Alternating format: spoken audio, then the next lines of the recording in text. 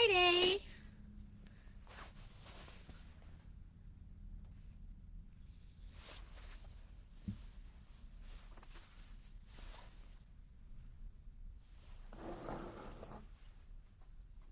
Hey friends, happy Friday. How are you guys doing? It's been a great time here. Spring is happening, so it's getting really exciting out there with all the color changing. Have you noticed your goldfinches lately? We are going to be getting in some new faces back in town, so it's exciting. Orioles are getting closer, so make sure that you have your food out and ready. Jelly, oranges, nectar are some of their top favorites, but they also will enjoy mealworms and suet. Um, but definitely have it out there. Make that orange noise. And what I mean by that, when I say orange noise, is put a lot of orange color out in your yard. Orioles are one of the few birds that really care about color, and their color is orange. So be sure that you are adding the weather guards that are orange, or have a feeder that is orange, and place it in the middle of your yard where they can see it as they fly over, because if you haven't gotten them, they don't know to find you. So you want to make sure you're putting out the welcome mat by putting out a lot of orange color so they're attracted and want to come investigate what you have.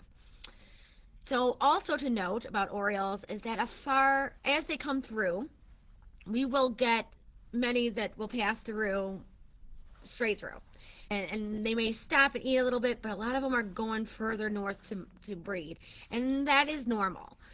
There are a few that will stay here in our area and nest, and that is awesome. But do know that if you don't have a nesting pair that stays, you are not alone. So don't feel bad. It's not you, it's them. They know what's best for them and the site that they need and require to raise young. So don't feel bad.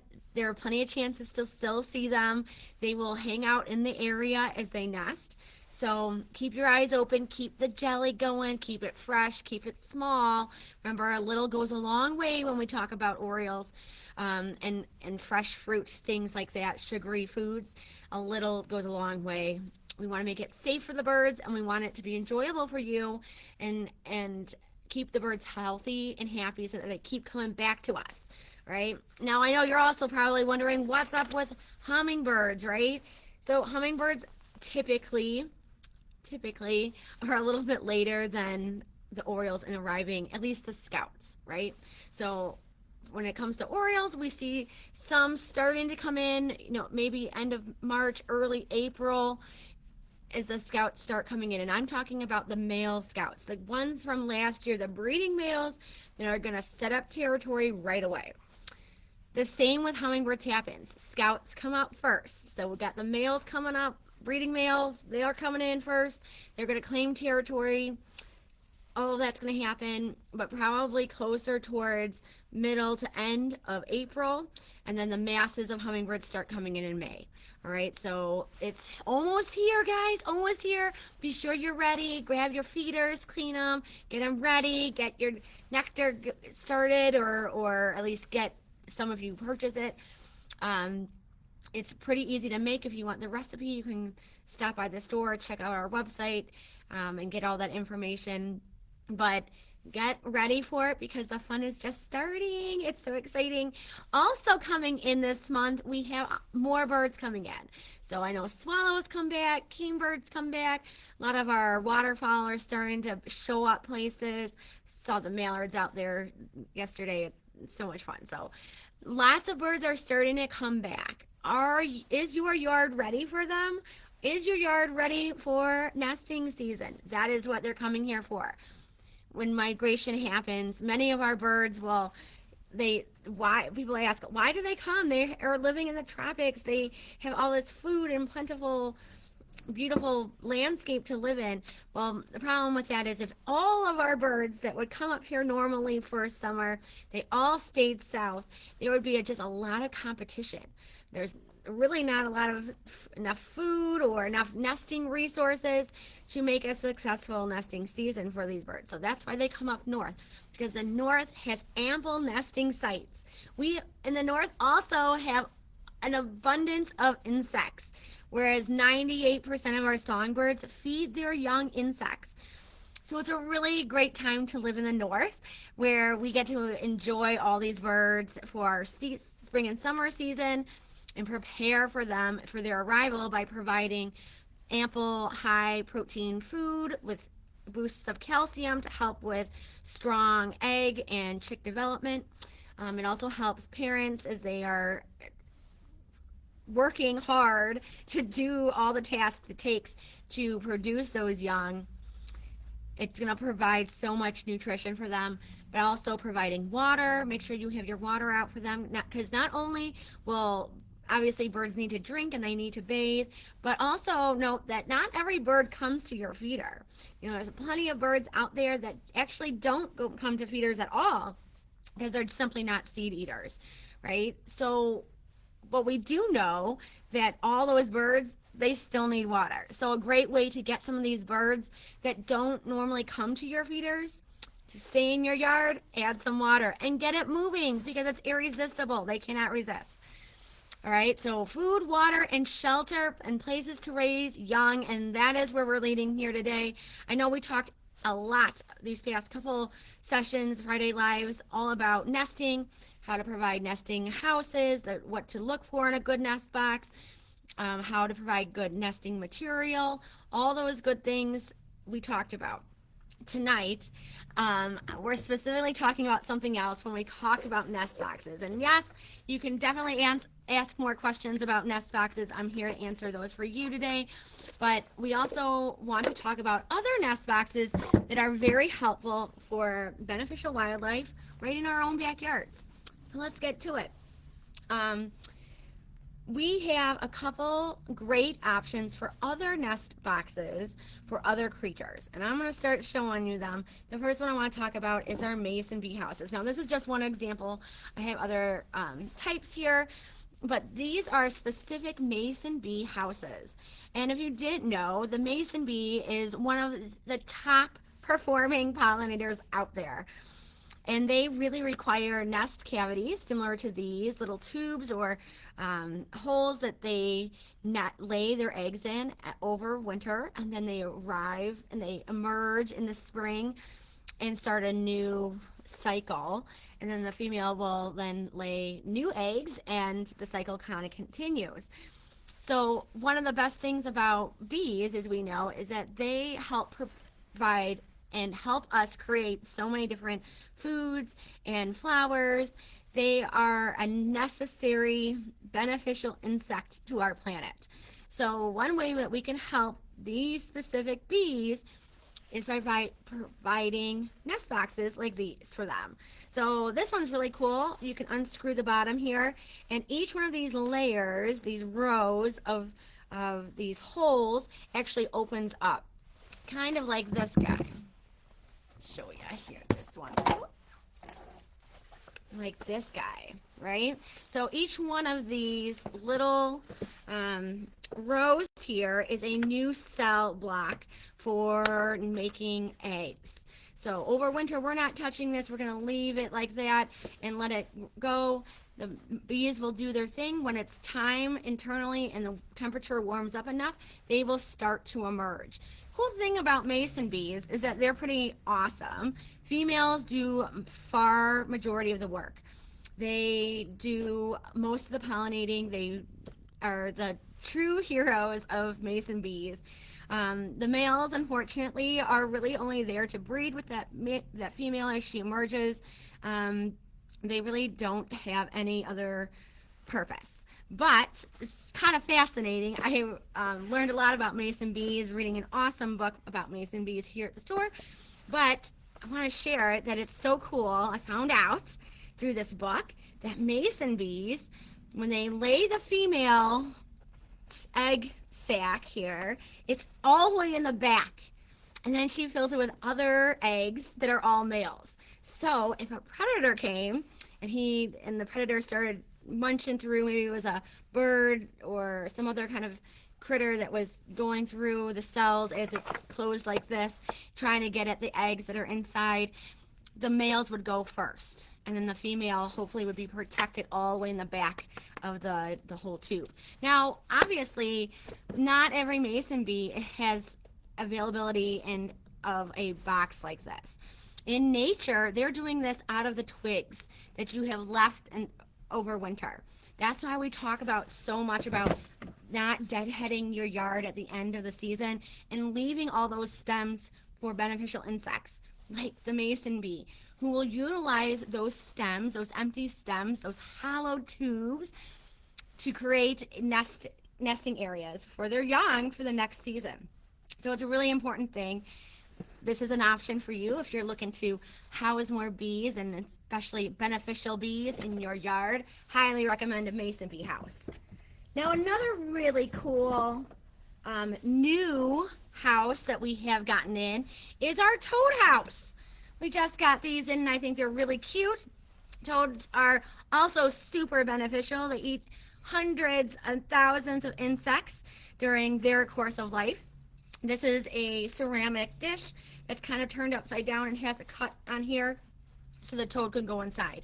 Kind of cool. You just put this out where it's kind of a damp area, cool in the shade. We don't want to cook them in here, so put it out there, and then you are making a home for toads that are beneficial also to our planet. Super awesome way to provide other shelters for birds, bees, toads, and other wildlife just by placing extra houses in your yard. Another one I want to talk about tonight is bats. Now, I brought this bat house over here, but we have several different kinds. This one, I believe, this one's a single chamber, but I believe it holds, I think 35 bats in here. Don't quote me on that. But anyway, bats are another super beneficial creature in our planet. Again, eating thousands of insects like mosquitoes every night. They are one of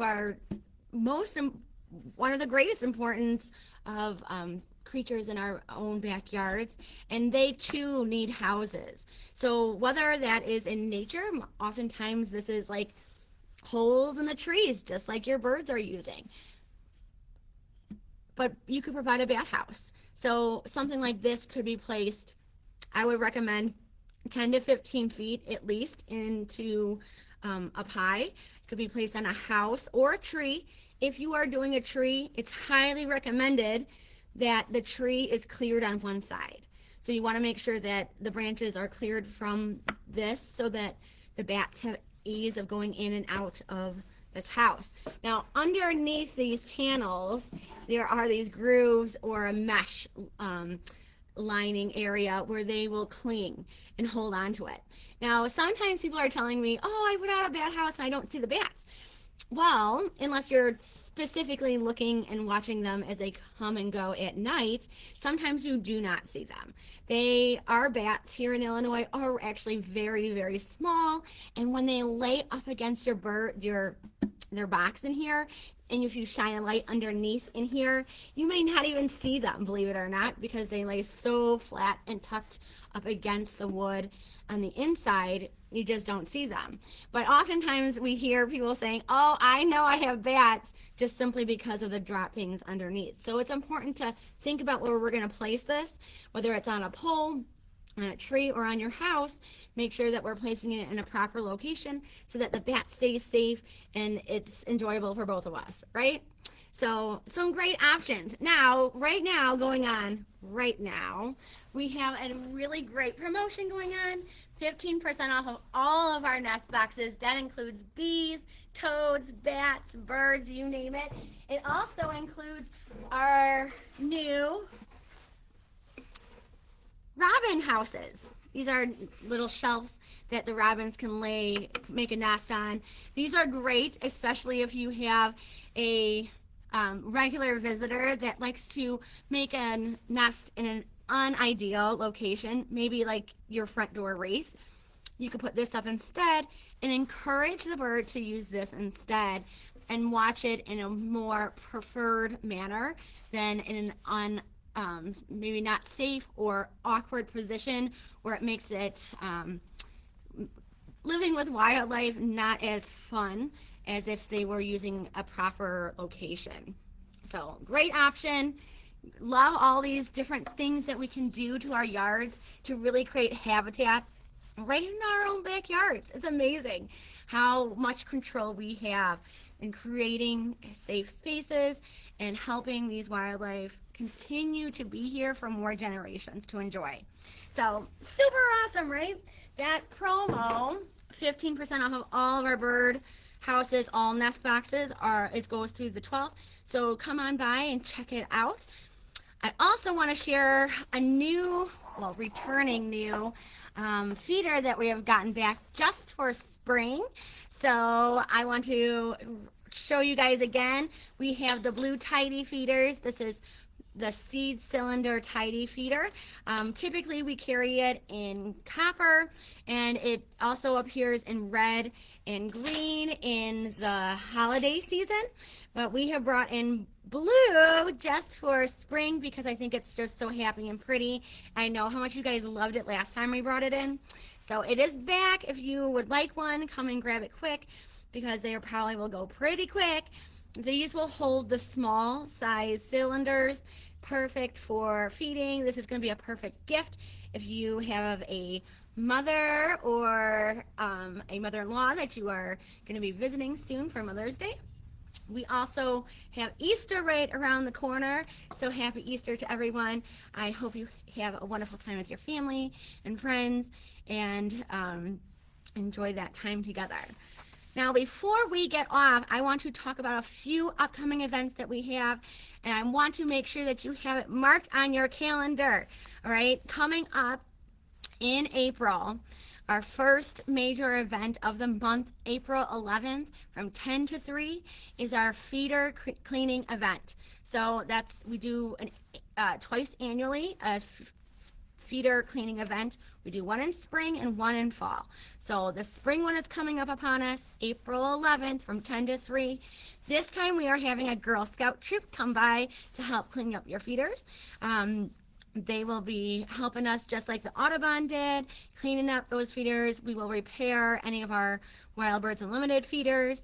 Just bring them in. We ask for a suggested donation of $3 per feeder just to kind of help out the Girl Scouts. They are doing a fundraiser campaign to help with a project that they wanted to do. But I hope you come by for that because that's going to be a really good opportunity for us to see your feeders. If they need any repairs, let's do them now. And of course, get them clean because we know happy birds are most healthy when they have clean feeders. So that's something. Also happening in April, we have another bird outing.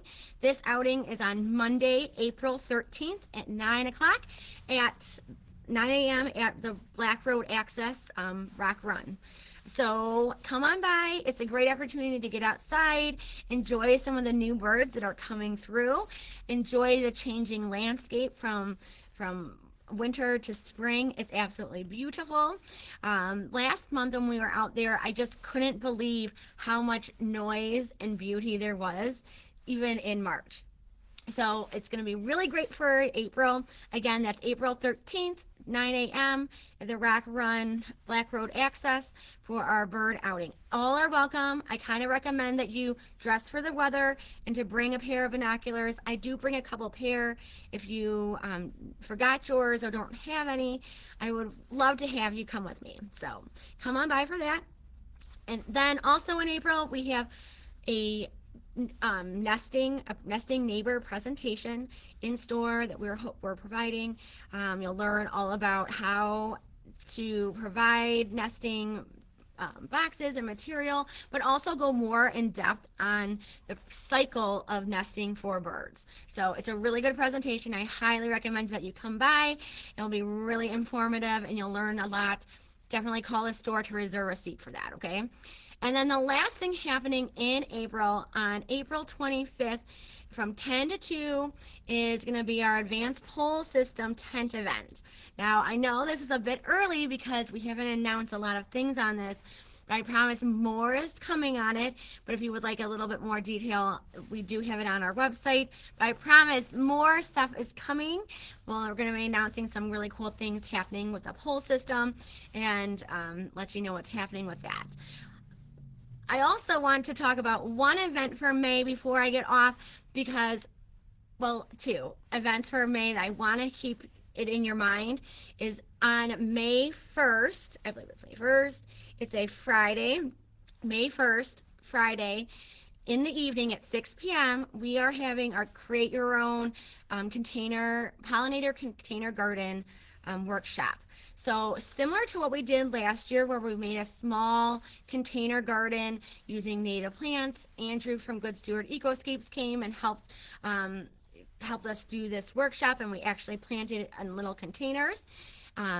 We're doing the same similar idea, except we are now partnering with Possibility Place Nursery. They will be providing all of the plants for us, and they will be coming to kind of help us guide us through the process and talk to us about the native plants that they have selected for this pollinator container garden workshop. So I'm really, really excited for that. There are limited seats. It's $45 a person. That includes all the plants that you will be getting and the container and all the dirt and things like that. So definitely call the store, reserve your seat. You will have to pay the fee to register, but definitely register early so that you have your spot.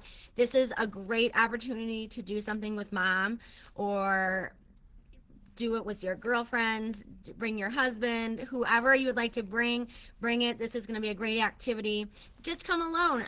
We're all your friends anyway, right? The other great event that I want to talk about in May coming up is our native plant sale.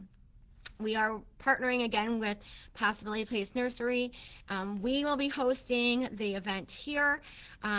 All the plants will be provided by Possibility Place Nursery. We have an awesome plant list coming, so it's more to come on that, but I just wanted to put it out there so you're aware. On May 16th, we are going to be having a native plant sale here, so put it on your calendar and mark it, all right? All right, guys, I hope that you had a great Friday and a great weekend. We will see you next Friday around 5:30 to tell you what's going on, what's new in the store, what's happening in nature. And, of course, you can find all of our past Friday Lives on YouTube. If you go into the comments, I believe there's a link there, and you can find our page, our channel, and find all the videos there from past lives. All right, guys, you have a great weekend. We hope to see you tomorrow or that coming up week, and have a wonderful weekend. Bye now.